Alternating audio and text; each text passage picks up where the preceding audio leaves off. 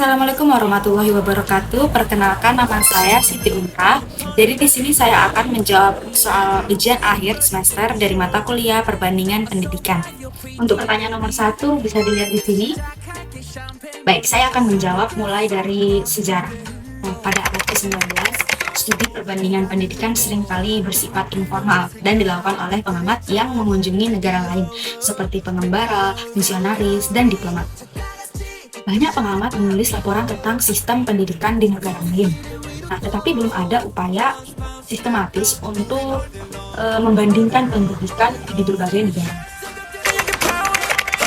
Ilmu perbandingan pendidikan mulai berkembang sebagai disiplin akademis. Universitas mulai menawarkan kursus dalam bidang ini, dan juga berdirinya lembaga penelitian dan publikasi jurnal akademik yang berfokus pada perbandingan pendidikan, seperti International Bureau of Education pada tahun 1925. Setelah Perang Dunia Kedua, minat dalam perbandingan pendidikan meningkat secara pesat. Seiring dengan berkembangnya globalisasi dan juga peran UNESCO dalam mempromosikan pendidikan di seluruh dunia. Penelitian menjadi lebih sistematis dengan pendekatan kuantitatif dan juga kualitatif yang lebih canggih untuk membandingkan sistem pendidikan di berbagai negara. Hingga akhir abad ke-20 sampai sekarang. Nah, dengan kemajuan teknologi informasi, akses terhadap data pendidikan global itu menjadi lebih mudah. Itu memungkinkan analisis yang lebih mendalam dan juga komprehensif. Terus penelitian juga meluas mencakup isu-isu seperti kesetaraan pendidikan, dampak pendidikan, dan juga peran dalam pendidikan. Program penilaian internasional seperti PISA, Program for International Student Assessment, dan TIMSS, Rank in International Mathematics and Science Study, menjadi acuan penting dalam perbandingan pendidikan global. Baik, masuk kepada tokoh-tokoh perbandingan. Yang pertama ada Pierre Du Bois. Adalah seorang tokoh yang menjadi penasihat Raja Philip yang keempat dari Prancis dan pernah mengusulkan agar didirikan sekolah internasional, namun tidak terlaksanakan. Tokoh yang kedua adalah Francis Bachelor. Beliau adalah seorang fukisif dan ilmuwan berkebangsaan Inggris yang mengemukakan ide pendidikan internasionalnya dalam sebuah buku yang berjudul The New Atlantis. Tokoh yang ketiga adalah Johann Amos Comenius. Beliau adalah salah satu tokoh pendidikan internasional yang berusaha untuk mendirikan perguruan tinggi bernama Pansopia. Tokoh selanjutnya adalah Marc Antoine Julien de Paris. Marc adalah seorang tokoh pendidik yang berkebangsaan Prancis. Ia mengusulkan agar dibentuk sebuah komisi yang bertugas untuk mengumpulkan bahan-bahan informasi tentang kondisi kependidikan di negara-negara Eropa. Tokoh yang terakhir adalah Fanny van Androoy. Beliau adalah seorang ahli hubungan internasional yang tertarik untuk mengembangkan pendidikan sebagai usaha untuk mewujudkan perdamaian. Fanny van memiliki peranan dan manfaatnya yang begitu besar. Nomor 1 yang terakhir adalah perkembangan ilmu perbandingan pendidikan. Nah, ilmu perbandingan pendidikan berkembang secara pesat sejak awal abad ke-19 yang memiliki tujuan seperti memahami sistem pendidikan yang berbeda dan mengidentifikasi praktik terbaik yang dapat diadopsi di negara asal mereka. Saat ini ilmu perbandingan pendidikan mencangkup berbagai aspek termasuk kebijakan pendidikan, praktik pengajaran, kurikulum, dan hasil belajar. Dengan berkembangnya teknologi dan juga akses data yang lebih baik, penelitian dalam bidang ini menjadi semakin kompleks dan komprehensif. Nah, membantu pembuat kebijakan dan juga seluruh pendidik di Indonesia ataupun di luar negeri itu terus memperbaiki sistem pendidikan mereka. Nah, selanjutnya masuk ke soal yang kedua adalah sistem pendidikan di Mesir. Memiliki struktur yang mirip dengan banyak negara lain, tapi juga dipengaruhi oleh konteks sejarah dan juga budaya yang unik. Nah, pendidikan di Mesir terdiri dari 3 tingkatan. Yang pertama itu ada pendidikan dasar, menengah, dan juga tinggi. Pendidikan tinggi di Mesir disediakan oleh universitas negeri dan juga swasta, serta lembaga pendidikan tinggi lainnya. Universitas-universitas terkenal seperti Universitas Kairo dan Universitas Alexandria menawarkan berbagai program studi. Selain itu, ada juga Al-Azhar, salah satu institusi pendidikan Islam tertua dan paling bergengsi di dunia yang memainkan. Namun dari banyaknya fasilitas dari pendidikan di Mesir pasti ada problematiknya. Berikut salah satunya adalah pertumbuhan penduduk yang begitu cepat di Mesir. Hal ini berdampak pada meningkatnya tuntutan atas pendidikan dan seterusnya. Masuk pada kebijakan. Pertama ada wajib belajar dan juga gratis. Kedua ada reformasi kurikulum. Selanjutnya ada pelatihan berkelanjutan, peningkatan infrastruktur, dan juga penggunaan e-learning dan digitalisasi, dan yang lain adalah evaluasi.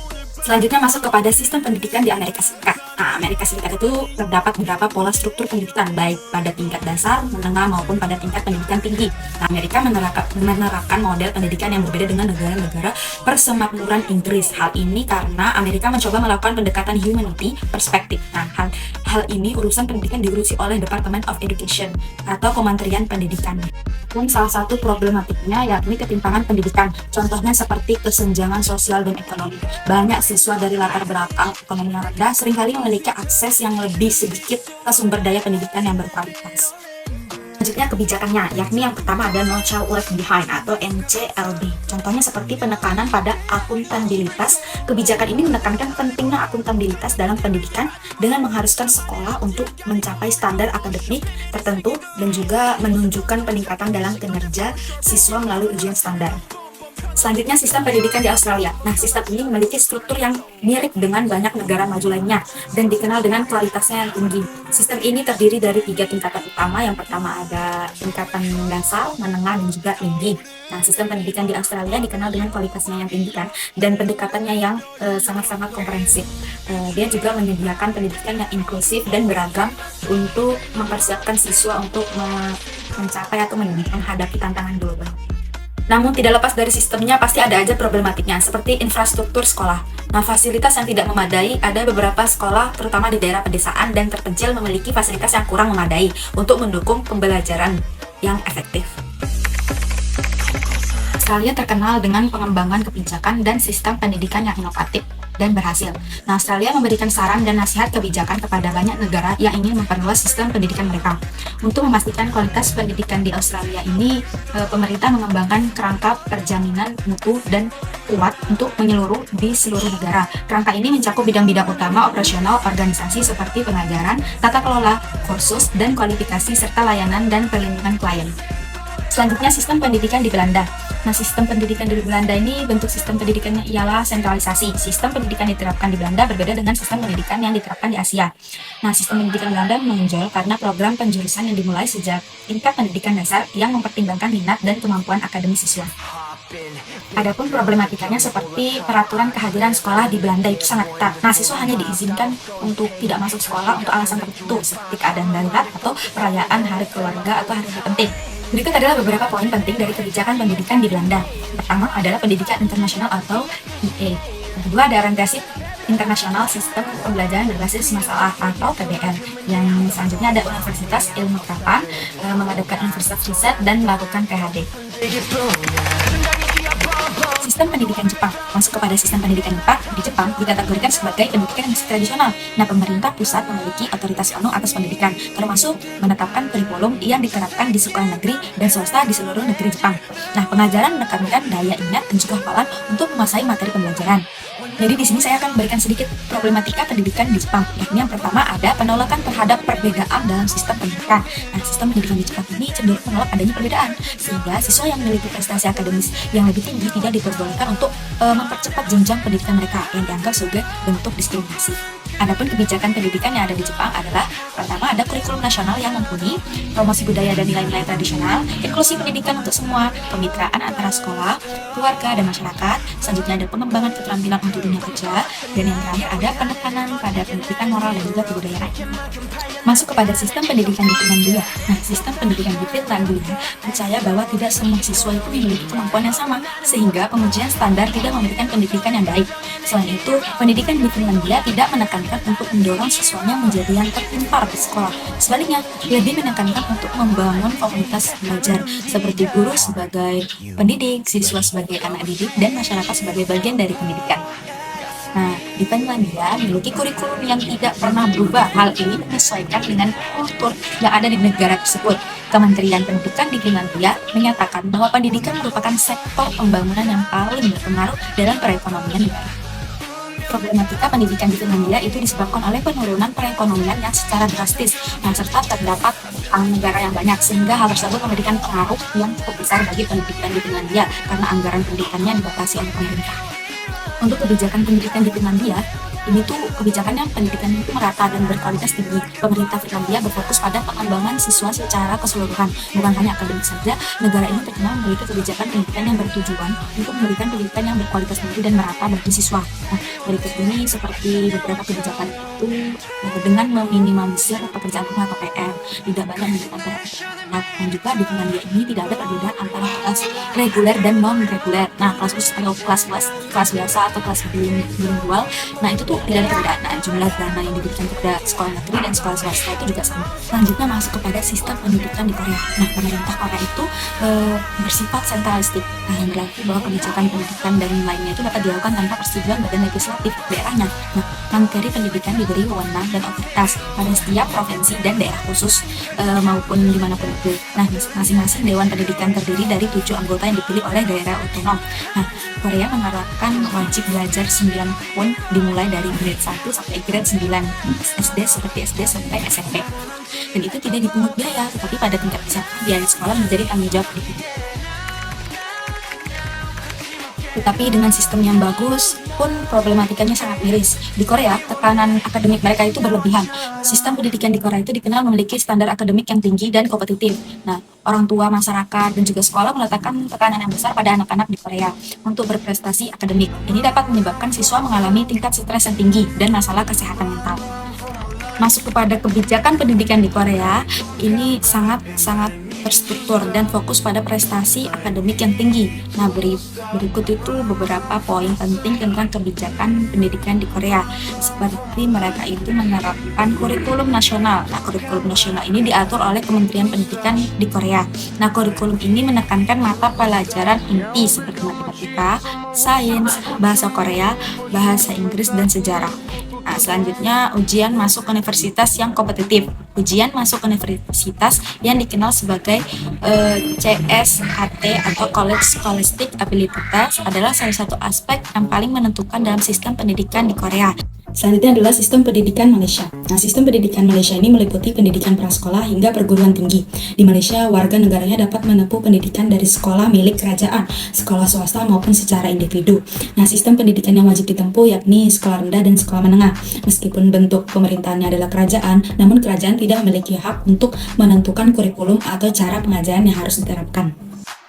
Adapun problematikanya adalah salah satunya ini bahasa pengantar. Nah, kebijakan tentang penggunaan bahasa pengantar di sekolah, terutama antara bahasa Melayu dan juga bahasa Inggris, telah menjadi subjek perdebatan. Bahasa Melayu adalah bahasa pengantar utama di sekolah, tetapi ada beberapa orang yang berpendapat bahwa memperkenalkan bahasa Inggris lebih awal dapat meningkatkan kemampuan berbahasa Inggris yang baik untuk siswa. Yang penting dalam konteks global. Nah, pilihan bahasa pengantar dapat mempengaruhi akses ke pendidikan lebih lanjut dan kesepakatan kerja. Adapun beberapa kebijakan pendidikan di Malaysia, yang pertama itu memperkenalkan pendidikan prasekolah dalam sekolah rendah. Yang kedua itu mengurangi tahun sekolah di sekolah rendah dari yang 6 tahun menjadi 5 tahun bagi murid yang cerdas, dan sebaliknya untuk menambah tahun untuk murid yang lambat menjadi 7 tahun. Selanjutnya ada memberikan peluang pendidikan kepada semua pelajar dengan melanjutkan waktu belajar mereka dari 9 tahun hingga 12 tahun, yaitu sampai tingkat 5 peringkat sekolah menengah. Untuk negara yang terakhir adalah negara Indonesia, negara kita. Sistem pendidikan di Indonesia ini terus berkembang tiap tahunnya, selalu berkembang dan berkembang, tetapi masih menghadapi beberapa masalah. Selain itu, organisasi seperti Badan Standar Nasional Pendidikan atau BSNP dan Badan Akreditasi Nasional Perguruan Tinggi atau BANPT bertanggung jawab atas pengaturan dan pengawasan kualitas pendidikan di Indonesia. Namun terlepas dari sistemnya, problematika di Indonesia ini juga tinggi ya teman-teman. Salah satunya adalah sarana prasarana. Pasti teman-teman tidak heran dengan problem yang satu ini. Misalnya, kondisi bangunan yang sudah rapuh dan sudah mau bocor, atap-atapnya juga sudah mulai bocor, sehingga kegiatan proses belajar mengajar ini sering terkendala. Banyaknya sarana pendidikan yang rusak dan tidak layak ini merupakan salah satu penyebab rendahnya mutu pendidikan.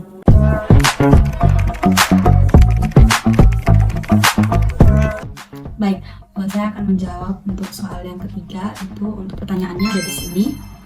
Baik. Saya Society 5.0 adalah sebuah konsep masyarakat yang berpusat pada manusia dan berbasis teknologi. Pada era ini, masyarakat itu diharapkan mampu menyelesaikan berbagai tantangan dan permasalahan sosial dengan memanfaatkan berbagai inovasi yang lahir di era revolusi industri 4.0 untuk meningkatkan kualitas hidup manusia. Selanjutnya ada pun dampak positif dari pendidikan era Society 5.0. Yang pertama ada akses lebih luas ke sumber belajar. Nah, dengan internet dan teknologi digital, siswa di seluruh Indonesia termasuk daerah terpencil dapat mengakses materi belajar berkualitas tinggi. Selanjutnya untuk contoh yang kedua itu ada keterampilan abad 21. Contohnya seperti penggunaan teknologi mengembangkan keterampilan penting pada abad 21 ini seperti berpikir kritis, kreativitas, kolaborasi, dan literasi digital. Untuk contoh yang terakhir itu adalah efisiensi dan otomatisasi. Contohnya seperti penerapan sistem manajemen pembelajaran berbasis AI dapat meningkatkan efisiensi administrasi sekolah dan proses belajar mengajar. Namun dari banyaknya dampak positif pasti ada aja dampak negatifnya. Seperti yang pertama itu ada kecanduan dan juga penggunaan yang berlebihan. Nah, penggunaan perangkat digital yang berlebihan dapat menyebabkan kecanduan teknologi dan masalah kesehatan, misalkan seperti gangguan mata, terus juga postur tubuh. Selain itu menjadi kurangnya interaksi sosial. Nah, pembelajaran yang terlalu bergantung pada teknologi dapat mengurangi interaksi sosial langsung antar siswa. Yang penting untuk mengembangkan keterampilan sosial dan emosional. Dan masih banyak dampak negatif lainnya juga. Dampak positif dan juga negatifnya selanjutnya apa sih yang harus dipersiapkan oleh pendidik di Indonesia untuk menghadapi era 5.0? Berikut adalah beberapa langkah yang harus diambil. Yang pertama itu pengembangan infrastruktur teknologi. Contohnya seperti penyediaan akses internet. Nah, pastikan semua sekolah termasuk di daerah terpencil itu memiliki akses internet yang stabil dan juga cepat. Yang kedua itu ada pelatihan guru dan tenaga pendidik. Yang ketiga ada kurikulum berbasis teknologi dan keterampilan abad 21. Dan yang keempat itu ada pengembangan konten dan sumber belajar digital. Nah, itu contohnya seperti platform pembelajaran online. Mari kita kembangkan dan juga dukung platform pembelajaran online yang menyediakan berbagai materi dan juga modul pembelajaran. Nah, dengan langkah-langkah ini, Indonesia dapat mempersiapkan sistem pendidikannya untuk menghadapi tantangan dan juga memanfaatkan peluang yang ditawarkan oleh era 5.0 ini. Nah, memastikan bahwa siswa memiliki keterampilan dan pengetahuan yang diperlukan untuk sukses di masa depan. Mungkin itu saja yang bisa saya sampaikan, kurang lebihnya saya mohon maaf. Wassalamualaikum warahmatullahi wabarakatuh.